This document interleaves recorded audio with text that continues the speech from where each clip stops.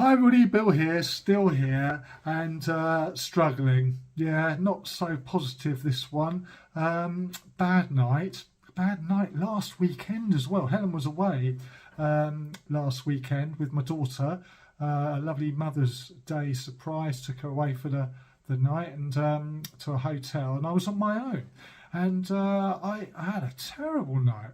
It was 15 times during the day and during the night I was going to the loo.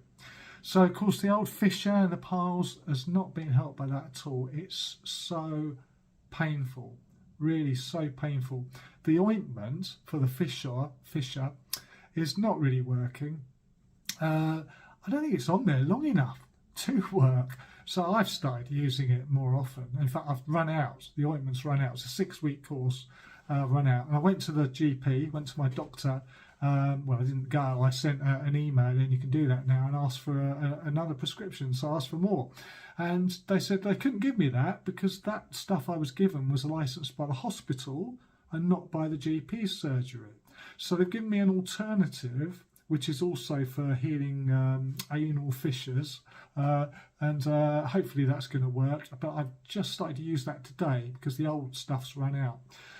But so far, I think maybe a slight improvement, but I'm still really suffering with the pain, the heat, that horrible feeling, not good.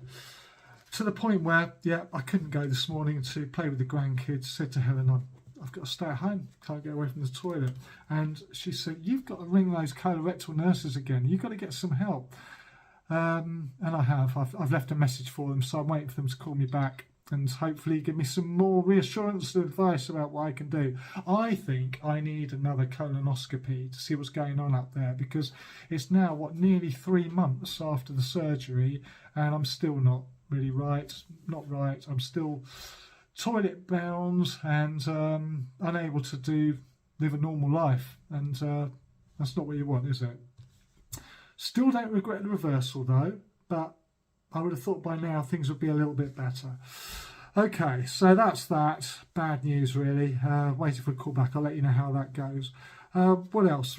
Dignity. Yes, well, the dignity. I was thinking about dignity, about how I'm telling the world about my toileting and all my bum issues, and it's amazing because, funnily enough, I was a bit anally retentive before all this happened. I mean, I would go to people's houses, or I wouldn't have a poo at work, that sort of thing.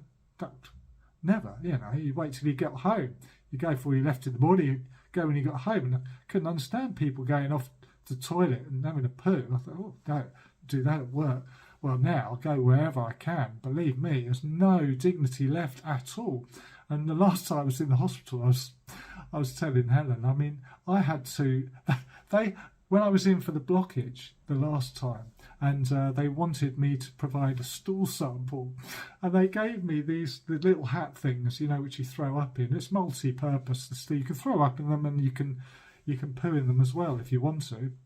Preferably not at the same time, but where I was, they said, I need a stool sample. So there I was, and at that point I actually had diarrhoea. So I was in the toilet, and I was sort of had this hat thing in the toilet. I was sort of hovering over this thing, trying to catch the wee in a bottle and hovering over it to provide a stool sample. I had this little jar and a scoop which you have to use to put the stool sample into, and I was just thinking, I laughed. I was there laughing. I had cannula in my hand, that tube coming out of my nose, and the beep, beep, beep going on from the machine I was with because I was on a drip, and then I was hovering over the toilet trying to wee into a bottle and at the same time trying to poo into a hat and catch it.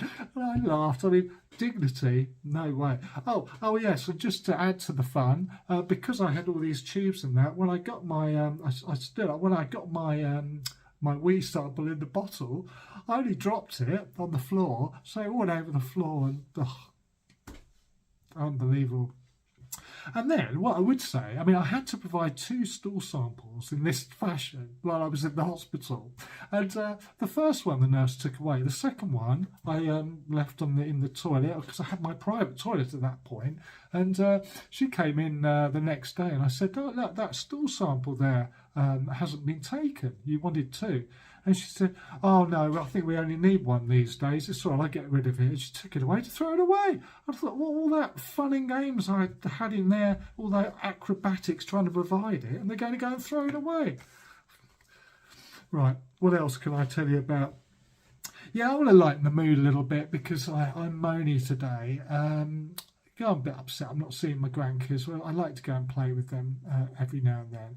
So I was thinking, I've got a backlog of not backlog, a supply of the bags left, the old Stoma bags. You know, these things. What can you do with them? Now, I'm going to go and give them back to the Stoma nurses at the Princess Royal Hospital because they need supplies of these things. They can pass them on, and I don't need them. Although I am hanging on to them for the time being, just in case I end up with a Stoma again because. I don't know, the way things are going at the moment, who knows what's going to happen. So I'm not going to get rid of them quite yet. But I was thinking, what can you do? I had some ideas. Yeah, well, the next time I get a stinking cold and my nose is running, you know, the old man flu, and you're just feeling miserable and you're spending your whole time blowing your nose into a tissue or a hanky or something, maybe not any longer. What about this, eh? You know, you can you could just carry on as normal. Yeah, just carry on as normal. And then every now and then, off you go and just empty it out into wherever. Bob's your uncle. Yeah, well, I'm getting a bit older now, so I can't hear what they're saying on the telly. Well, it's the same, really. When we watch things on Netflix or film or something, we have to have the subtitles on because we can't hear what they're saying. Well, they don't enunciate, do they? They'll mumble with their arty-farty films. Why don't they speak up like they did in the old days so we can hear what they're actually saying? So I have to have the subtitles on to hear, or maybe not.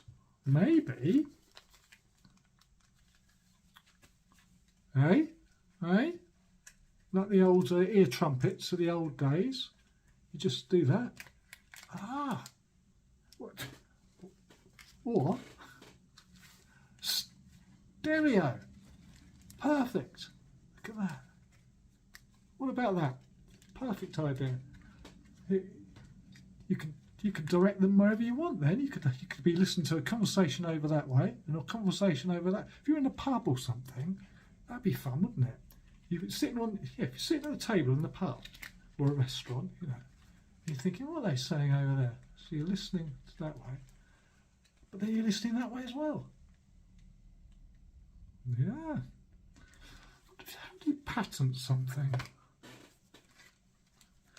Alan Sugar, The Apprentice. I can see it now. There's money to be made. Money to be made. Anyway, that's enough for now. So I want to let you know how I get on when the colorectal nurses ring, maybe with some ideas, and I'll give you an update as and when. Take care, everyone. Bye for now.